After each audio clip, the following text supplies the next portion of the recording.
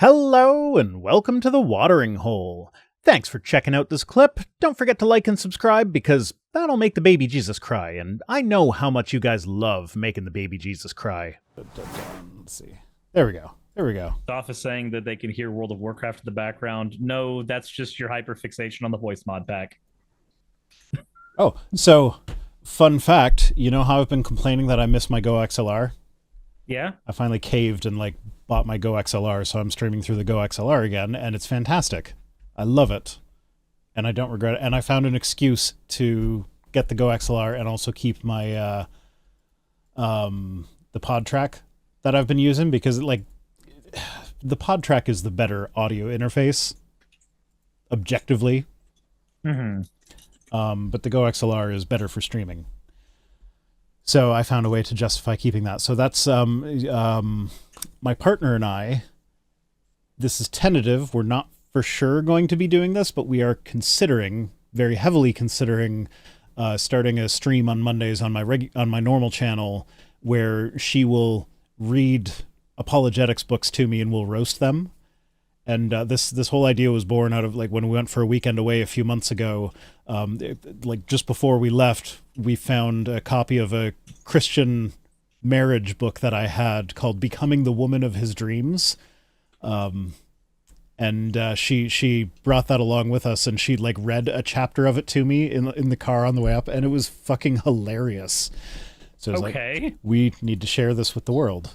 So it sounds like the kind of stuff that becoming the woman of his dreams. What's the bent here? Because I'm getting very classically Abby vibes from that name. Yeah, basically.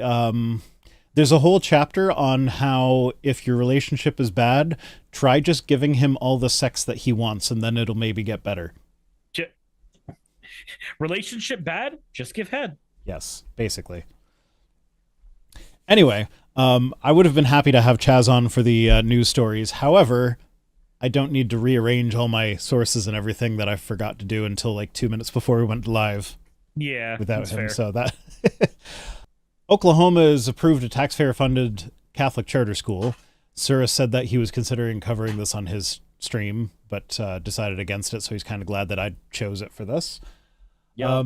So in Oklahoma, they voted against this for a while because it is blatantly illegal in according to Oklahoma law. It's not even a question of constitutionality at this point. It's just illegal in Oklahoma because there's an actual explicit law against giving religious schools public money for charter school stuff.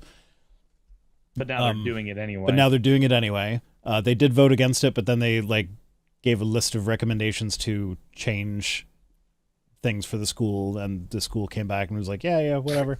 And the day that this vote was taken, the House Speaker for the Oklahoma Senate House, whatever, I guess House, I don't know, whatever, whichever branch of the Oklahoma government had their speaker, he appointed what's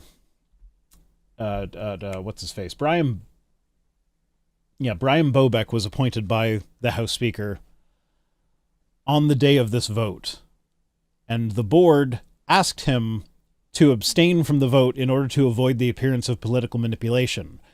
But since he was put on the board specifically to vote on this issue, he did not abstain from the vote. It was political manipulation. That's exactly what it was. The board's lawyers warned them, saying that this is going to raise legal problems. There have already been groups that have announced that they're going to file lawsuits about this. So yeah. Also, it's the Catholic Church. Do we really want them more kids? Yeah. Do we really want them to have access to more children? And also, on top of that, the school that they're funding here doesn't exist yet. So it's not like there's an existing school that is floundering and really needs public funds to stay alive and give kids in need an education. No, they're starting. They are taking it now. It's the church said, "Hey, there's public funds available for this thing. We're going to try and get some of those public funds because we like money." Yeah, and that's... Scott Dillahunt says it must be nice for Oklahoma to have so much spare cash in their budget to deal with lawsuits. It's no, this is the problem. It's going to hurt the education of Oklahoma children because like not only is this wasting money on a substandard school, because here's the thing, this Catholic school would not require teachers to be certified, would not have to accept any openly LGBTQ teachers, and would explicitly promote Catholic doctrine during school hours, and would probably expel students who like do things like get pregnant or exist while being trans. Why would you expel students for holding hands? But yeah, no, so like this church would get, or sorry, school. The school. It's not a church. It's a school run by a church. Let's be honest. It's both. I grew up in a Christian private school. It's both. The fact that like if I took a math class or a science class or any class that wasn't my Bible study class, we had to have mandatory at the beginning of the day of every day. We still had to get biblical indoctrination in every one of those because they were, Abeka literature, and that's just how those books are written. Yeah. No, that it's both simultaneously. It's a scorch. Yeah. Yeah.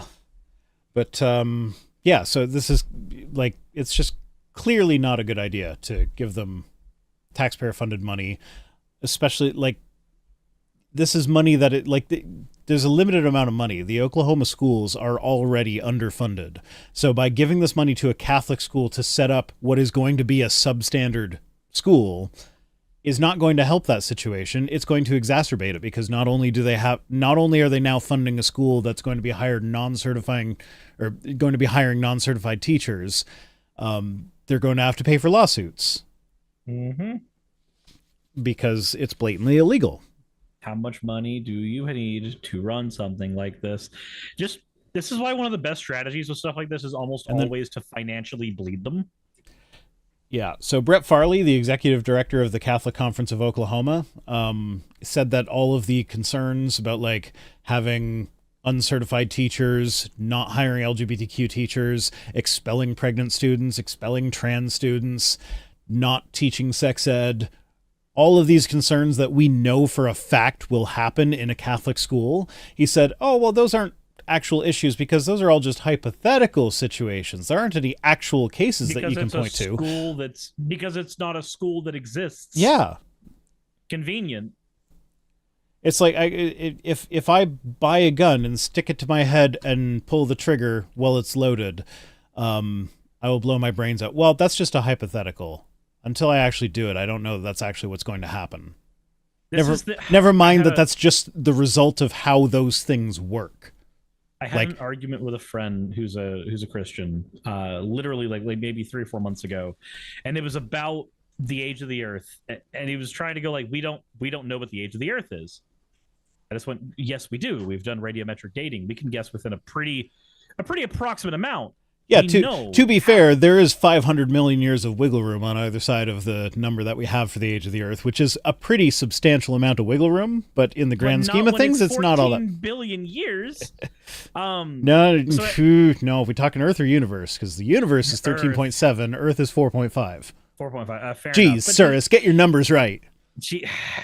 They're all big, okay? I don't know big things.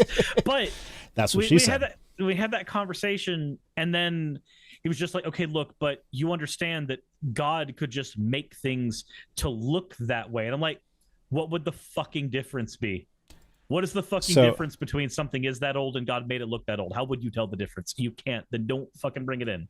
So Donald Botger said, I'm amazed Oklahoma did this for a Catholic school. Yeah, so here's the thing.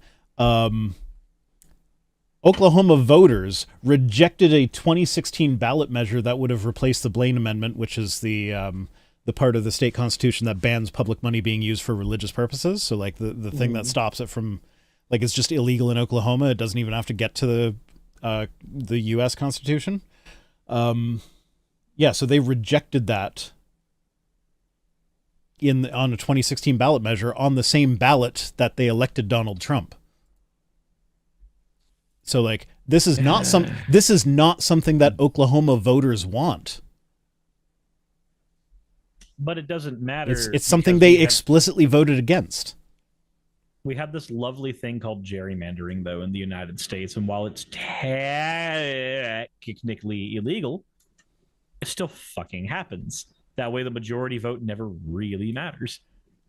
Yeah, so the current Attorney General of Oklahoma has said, like, so the previous Attorney General, Attorney Jennifer, the previous Attorney Jennifer works. Yeah, well, his name was not Jennifer. But he said that reclassifying charter schools of private actors would be a sea change. No, that's not him. I scrolled down too far.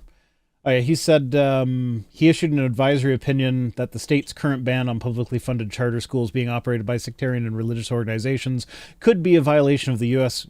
Constitution's First Amendment and therefore should not be enforced. So he basically flat out said the fact that it's illegal should not matter. That's a violation of the First Amendment because they have a right to a religion.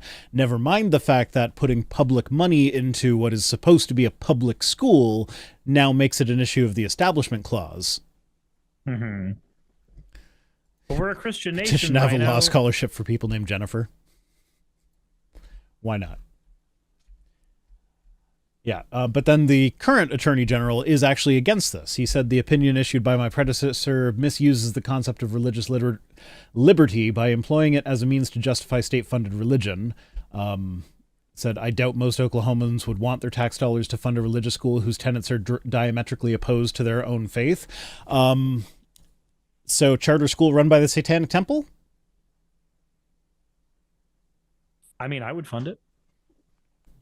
I'm perfectly fine funding that. I mean, if they're okay with religious organizations running a charter school, like as long as they can meet the same requirements that this Catholic school was required to meet before opening, I don't see why not. Yeah. So that's one of those things where like they need it's the whole purpose of a lot of the like religious trolling that you get there. The entire point is to go, hey, if you're okay with this, then let's go ahead and do a reductio ad absurdum. Let's go ahead and give you this thing that you want, but we're going to take it to its logical extreme. And if you don't like it there, then you didn't actually like the thing. You just wanted special treatment. This is the entire point of running things through a reductio. Okay, so my partner is in the chat asking me for grocery list stuff. But given the history of your channel that she is unaware of, it hit differently. She just said, do we need milk? Don't you have a whole Catboy milk thing? Not only do I have that, but I literally just did an interview the other day with Nominal Naomi, who was the person who Matt Walsh ran a harassment campaign on because she was a trans woman who was breastfeeding her child. There are layers to the milk shit on my channel now, and they get more uncomfortable the deeper we go.